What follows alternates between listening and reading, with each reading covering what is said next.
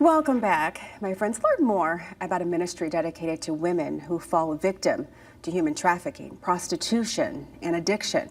And you're invited to their open house to learn more about it. Here to tell us more is Jocelyn. Thank you so much, Jocelyn, for being here. How are you? I'm doing well. Thank you so much. Now she's the executive director of Beauty for Ashes. Tell us, what is Beauty for Ashes? What do you do there? Beauty for Ashes, we are the only women's drop-in empowerment center in the state of Michigan that services women that have been injured or exiting human trafficking, domestic violence, sexual exploitation, and addiction. We are a center that helps women. We help them to not only level up, but to figure out and navigate the next steps of life. I love that. So you're giving them resources and the support that they need as well. You're inviting the community to come out tomorrow to take a step inside your empowerment center. I just love that name, an empowerment center. That says a lot about what you're doing there. So what is it? What can people see there? What will they get? We are wanting to invite community partners, leaders, people who would like to volunteer and just support the center into seeing all of the various spaces that we use to support the women. So they get to see where we do music therapy. They would get to see where we do recovery Bible study. They would get to see where we serve the women lunch or dinner. They would get to see our laundry services, our community, our wellness room, where we invite community partners to help service the women, such as GHS or other community partners. Yeah, and they'll be able to hear from your outreach team. How important is your outreach team? What do they do? I know they're just like very key in your mission. So Beauty for Ashes started because of our outreach. So outreach is the most important leg of what we do. We still do outreach every Tuesday night. And so they will have the opportunity to tour with us and to actually see what we do. We hand out hope bags. They are full of hygiene products. They give information about the center. That's where they invited back to. They also get a meal. We hand out meals when we do street outreach, and they also get prayer and to make sure that the women are safe. So it's about them being seen, being validated, and poured into without any level of expectation or anything in return. And I love it. They're called hope bags. How critical would you say your mission is right now? Do you see a big need for it in the community? We can see all across our community, not just in the city of Flint, but all across Genesee County. We have children and young adults that are going missing.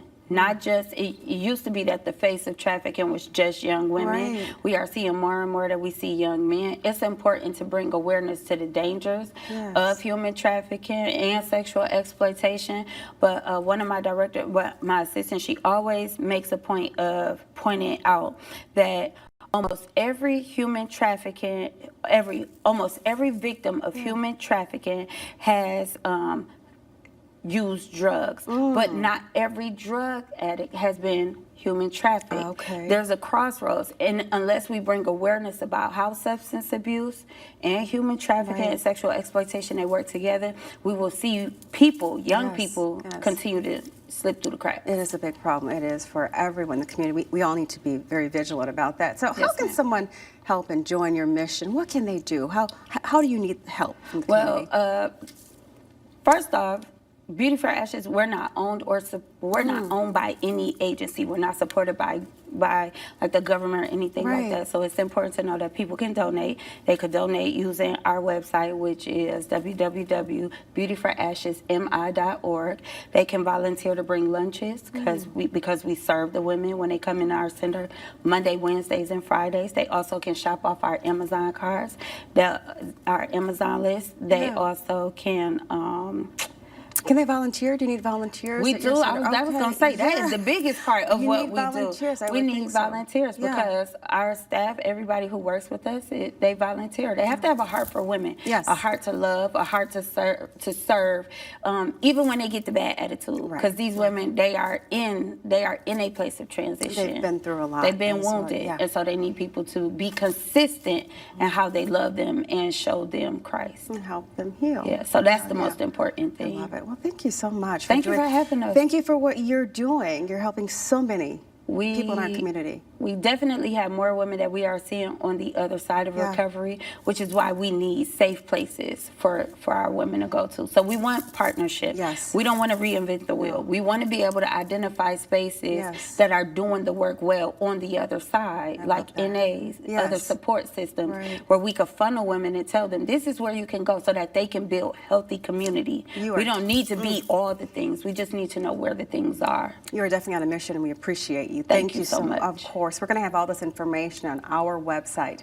WNEM.com. If you or someone you know needs support, you can just call the number that is right there on your screen. Help is out there, my friends. You are not alone.